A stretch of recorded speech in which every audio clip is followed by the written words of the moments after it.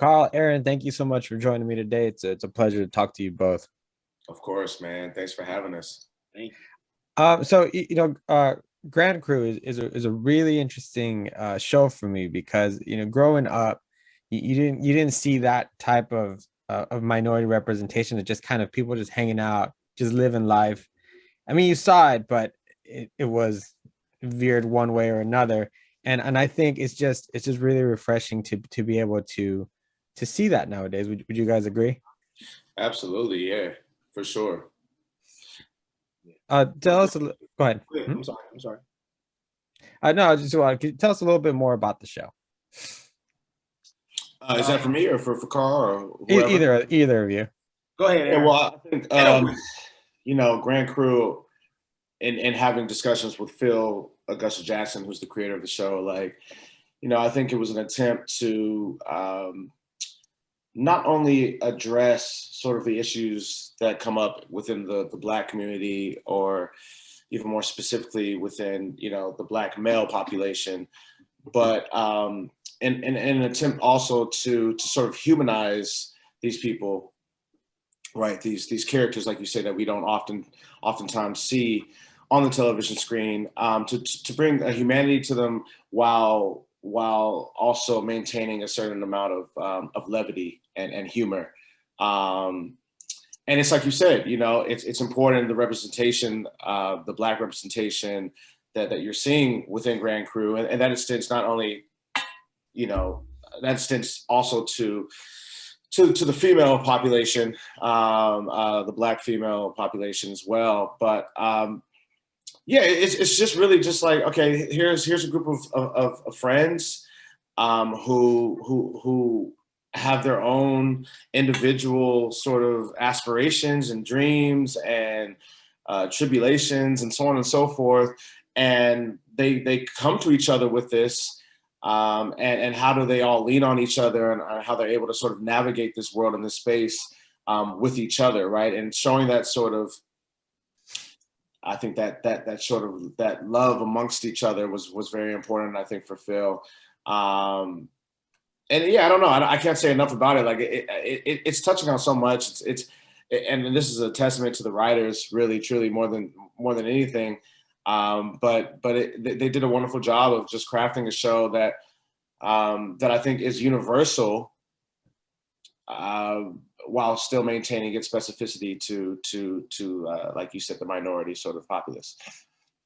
And yeah, I'm sorry if I touch on it a little too much, but it's important to me also because for me, for Latin representation, it's the same thing.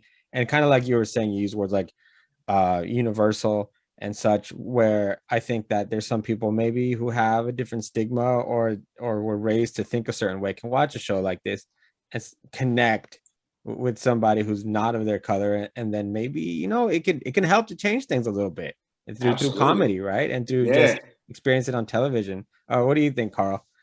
You know what, man? At the end of the day, this show is just like it's a heightened version of a real group of friends. You know what I'm Hmm. saying? Like, so it was based on our real friend group. Uh, I still had to audition for the show, but I definitely, my buddy Phil and Echo, like we kind of came up together, and we discovered this wine bar, and we didn't look like nobody who kicked it in the wine bar. But then we grew to love it. The people grew to love us, like the people who work there, and like so it really is like a real labor of love, and it's based on a real group of friends, and it's for TV, so there's some heightened things Hmm. popping. But I do think anybody can watch this show and go, man, I can see my friends in this. Like I see comments and stuff. I get my friend just sent me a screenshot of like some group chat she's in on Facebook where they were talking about it, and it was just like, man, I see my friends in this. I have my friends, like, and so like that's really cool to see. I think anybody can watch it and have a good time and feel good, and be reminiscent. Like we get messages. Me and Aaron both got messages from people who be like, I want y'all to be in my friend group. Yeah, for sure. No, that's no My cap. real friends. Like, yeah, it's a trip.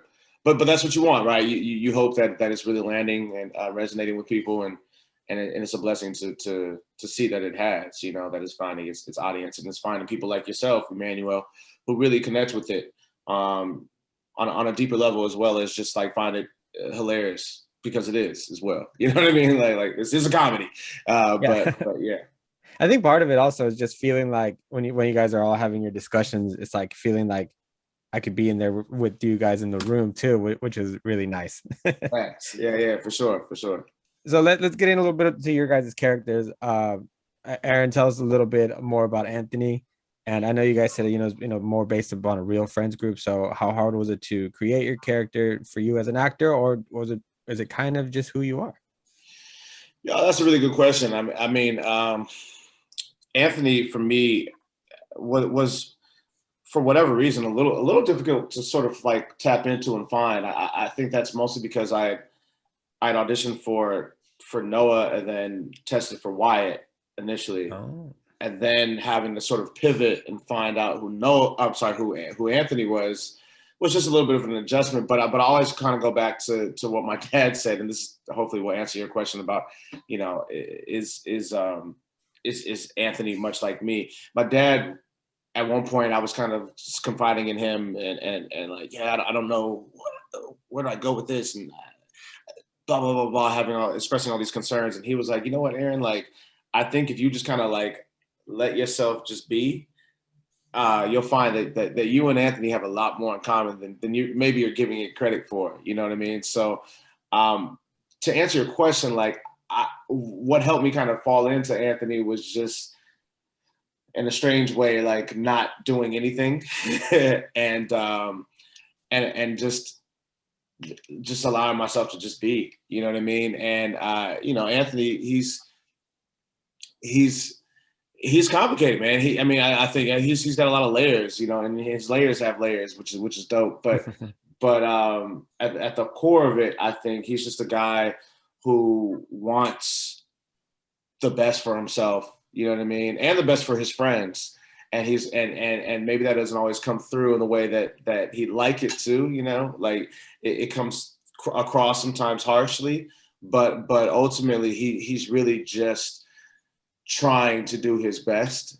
Work is his life, obviously, as we've seen, and yeah, man. I mean, he's a fun character to sort of inhabit, and it's been a blast. I'm still figuring him out, So hopefully we get that season 2, so I can really kind of delve more deeply into it. Carl, tell me about Sherm.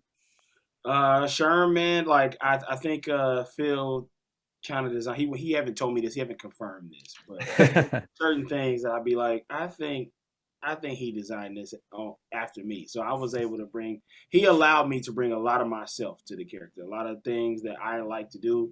He allowed me to, bring my hats into the fold. I get to wear a lot of hats. He allowed me to make sure I'm a Clipper fan. He allowed me to do a lot of stuff. He allowed me to really build this guy. Mm-hmm. And, sometimes he'll have Sherm saying something. I'll be like, man, I know this ain't based off of me.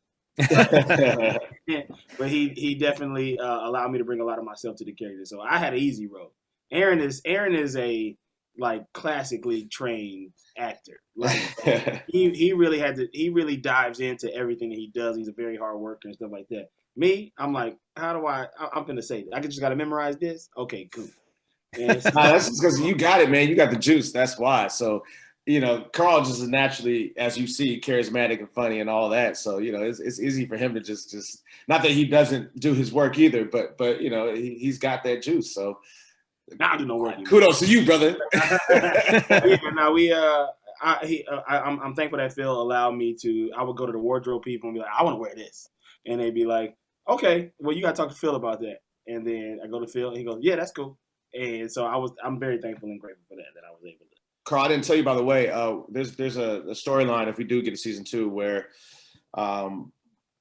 Sherm ends up being a Lakers fan. He hops over to the Lakers side. So I hope you're okay with playing that. NBC actually cut that episode. Oh, is that right? Okay. Well, I'll talk to NBC about that. We're gonna put that back in.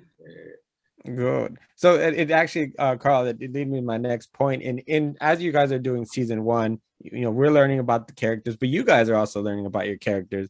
And you're mentioning that, is this based off of me starting to kind of realize that it might be a little bit more of you than you thought? What have you guys maybe discovered about your characters so far yourselves as you guys are playing them? I think I may be a little bit more indignant than I thought I was, for sure. Because he'll write something and I'll be like, "Oh, you making this into a joke?" But I agree with this, and like, I'm like, wait a minute, is this me? So I definitely learned that about myself through playing Sherm for sure. And I'll be watching it. I'll be more mindful of it now. Oh man, I don't want to come off like this, like the Breaking the Bed storyline. I definitely was like, oh man, like he ain't the only person that's been in that bed. And then, but like people will walk up to me. I literally have been out, and girls will be like, "You wrong for not trying to pay for that bed," and dudes will be like, "Man, hell no, I ain't paying for that bed." Like so, like literally, Hey, it's a great conversation starter. Yeah. All right, gentlemen, I'm gonna have to wrap it up. But before we do, give me your favorite kind of wine, personally. Oh man, I think for me, it's a Malbec or a Cab Sauv, Cabernet Sauvignon. I definitely like the darker, more full body, like ones that can get me drunk. You know what I'm saying? That other stuff ain't getting me drunk. That light stuff ain't getting me drunk. I'm trying to get drunk when I go out. Yeah, I'm gonna go for a Cab Sauv as well. And then Lambrusco, I've been kind of rocking with a lot lately. That's more of like a brunch daytime type joint, but it's from northern Italy. It's a sparkling red, and it gets the job done. You know, so I would say between those two, that's kind of really where I live. Well, What's yours, man? What's that? I was saying, what's yours? What's your favorite wine, man? Oh yeah, I was gonna say we got 3 cab guys on the Zoom call right now. Hey, there you go. I see that Pizza Port shirt you got on too. You rock with Pizza Port? Oh yeah, absolutely. This was actually a gift from a friend for Christmas, but yeah, we just had it. We're gonna head out there very soon. But yeah, we'd be up and down the California coast, just trying different breweries and stuff like that. But wine tasting is what we do. But yeah, we kind of have a thing where we love different types of wines for the situations. Mm-hmm. But it go to is always a cab, and you can't go wrong. Yeah, facts. All right, Carl, Aaron, thank you so much for your time today. Thank you for joining me. You know, one day maybe I'll get to join you guys for a glass of wine and we could just talk it up. I will talk about how the Bay Area teams kind of got screwed these last few years. Oh man, come on, man! Don't even start no Bay Area team. Y'all had the luckiest road over the past 5 years I've ever seen in the. I'm from Oakland, and so yeah, you know, I got to see the Warriors win a few championships. Got to see my Giants win, you know, 3 of them over a couple of last few years. Yeah. And, you know, got to see the Dodgers, you know, hobble their way into 1 tournament win. Whoa. Hey, watch your mouth, man. Watch your mouth. Yeah. Congratulations, you guys, on the first season so far, Grand Crew. I hope we get a second one and we can talk again. Thank you, yes, bro. Sir. Thank you, man. Take care. Nice talking with you. Good one.